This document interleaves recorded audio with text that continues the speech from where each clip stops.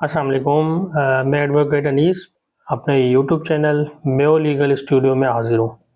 अच्छा, आज भी एक टॉपिक लेके आया हूँ आपके सामने और मोबाइल के रिलेटेड ही, जिसके बारे में पहले भी कुछ हम बात कर चुके हैं। तो आज एक और बात आपसे शेयर करना चाहता हूँ। अच्छा, हमारे ये एक वो रिश्तेदार थे, उनके साथ भी एक सीन हुआ।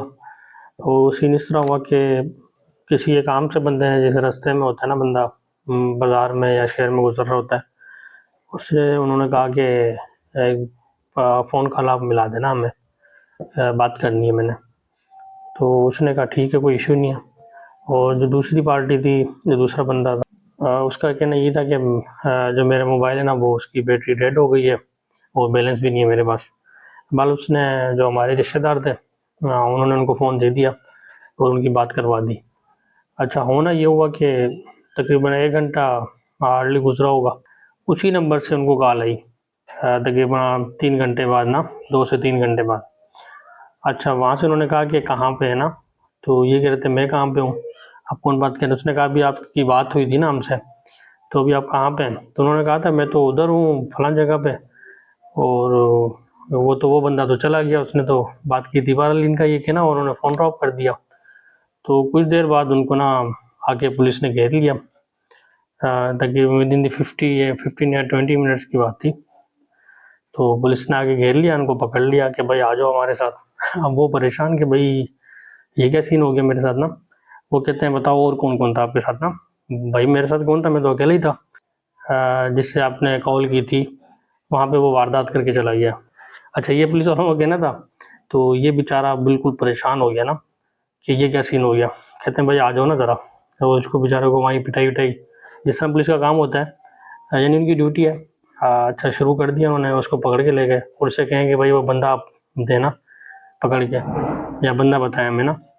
और ये मैं आपको जो कहानी बता रहा हूँ ये अभी की नहीं है, तकरीबन थोड़ा टाइम गुजर गया इसको ना। अच्छा, अब ये कहते हैं हमें वो बंदा दें। अब ये कि बंदा मुझसे फलां ऐसे एक बंदा था आम सा, मैं जानता भी नहीं, उसने कहा मुझे कॉल मिला दे, मैंने इनकी बात करवा दी।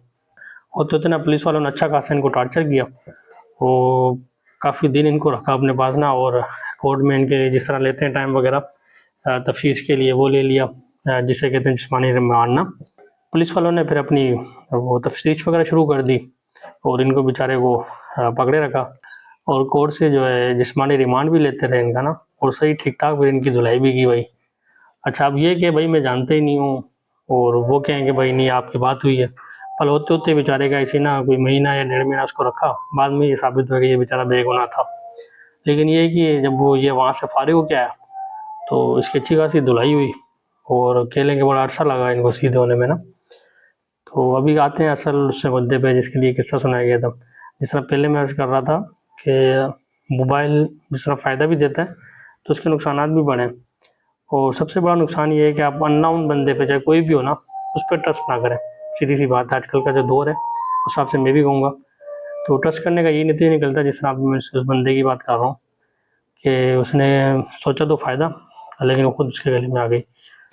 तो आप सबसे यही अर्ज़ करूँगा कि किसी भी अननोन बंदे को ना तो कॉल मिला के दें। अगर ज़्यादा आपको लग रहा है उसका इश्यू है, तो उसको या तो किसी बराबर में, किसी ईज़ी लोड या जैसे कि जहाँ पे भी है, उनके ज़रिए अपना कॉन्टैक्ट करवाएँ, या जो उनका मोबाइल नंबर है, कह दें कि भाई मैं लोड करवा देता हूँ। आजकल तो हर बंदे के पास फैसिलिटी मौजूद है, जैसे कि ईज़ी पैसा, मोबाइल बैंक, आपके अकाउंट उसमें मोबाइल के अंदर ही होती हैं सारी एप्लीकेशंस।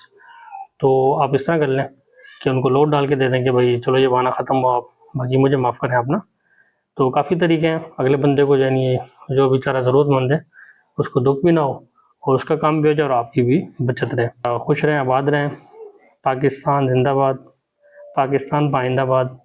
अल्लाह हाफ़िज़।